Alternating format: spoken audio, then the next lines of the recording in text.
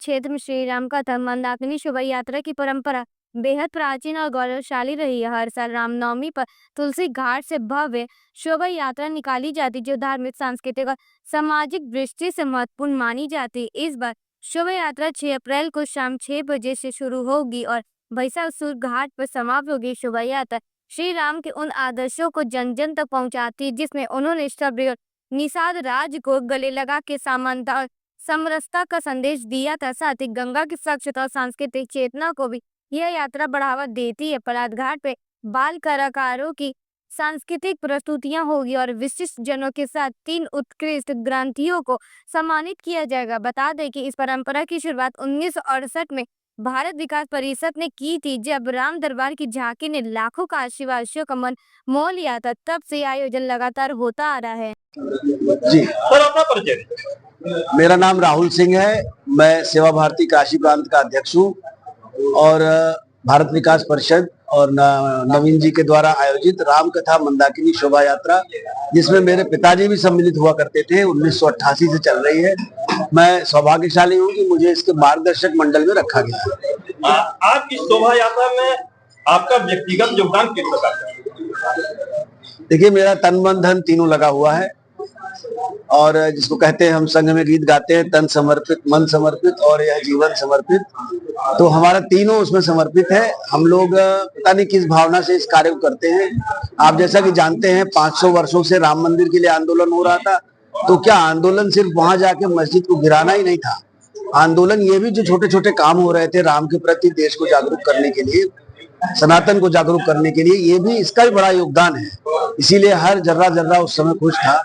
आज जो ये दिख रहा है आपको, स्वरूप दिख रहा है, सनातन का जो स्वरूप दिख रहा है, राम के प्रति आस्था का जो स्वरूप दिख रहा है, वो भी राम कथा मंदाकिनी शोभा यात्रा का भी उसमें योगदान है।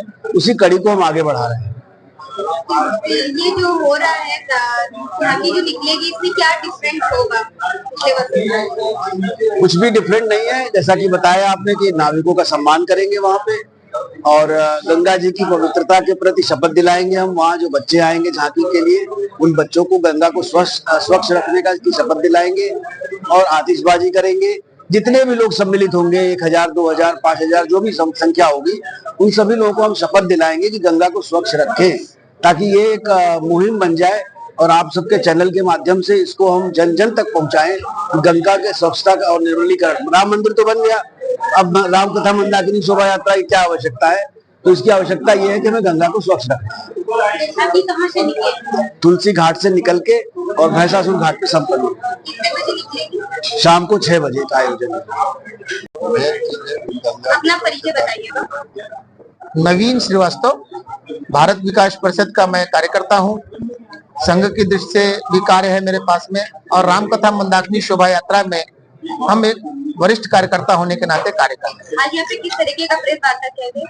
ये प्रेस वार्ता इसलिए किया गया कि भगवान राम की जो झांकी विगत 1988 से निकल रही है, अपने 38वें वर्ष में प्रवेश कर रही है, ये जन जन तक पहुंचे, इसके लिए एक प्रेस वार्ता किया गया। कितनी झांकियां निकाली जाएगी? इस बार 20 झांकियां निकलेंगी, जो विभिन्न प्रकार के भगवान राम के जीवन से लेकर राज्याभिषेक तक के सभी कालखंडों का उसमें जीवंत मंचन होगा। ये सड़क से जाएगा कि घाट? जैसा नाम है, राम कथा मंदाकिनी शोभा यात्रा, भगवान राम की कथा माँ गंगा के आंचल पे निकल रही है, इसलिए इसका नाम राम कथा मंदाकिनी शोभा यात्रा। प्रशासन से क्या मिला है? प्रशासन से हर वर्ष हम लोग इसकी अनुमति लेते हैं। इस वर्ष भी प्रक्रिया में अंतर्गत है और मुझे पूरा विश्वास है कि इस बार भी उनकी अनुमति मिलेगी।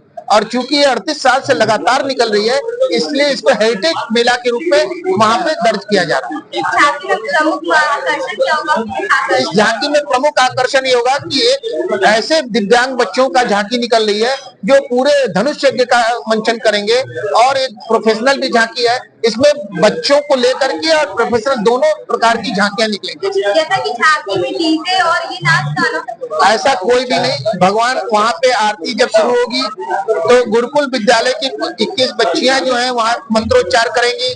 प्रोफेसर दिसंबर नाथ जी आरती करके इसका रवाना करेंगे और राम धुन के साथ में और भगवान रामचरितमानस के प्रसंगों के आधार पे ही वहाँ पे उसमें मंचन होगा। इस प्रकार किसी प्रकार के डीजे और इस सब का कोई वहाँ पे वो नहीं रहेगा। मुख्य अतिथि को इस कार्यक्रम के मुख्य अतिथि के रूप में अपने उत्तर पूर्वी दिल्ली के सांसद आदरणीय श्री मनोज तिवारी जी हैं, जिनकी आने की पूरी संभावना है। क्या कहेंगे? हम ये कहेंगे कि सभी लोग रामनवमी के दिन शाम को अपने अपने मोहल्ले के घाटों पे जाएं, क्योंकि जानती है कि काशी अर्धचंद्राकार है और काशी घाटों के किनारे बसा हुआ है। वहां आवे और भगवान राम की आरती करें और भगवान राम की आरती करके पुण्य के भागी बने।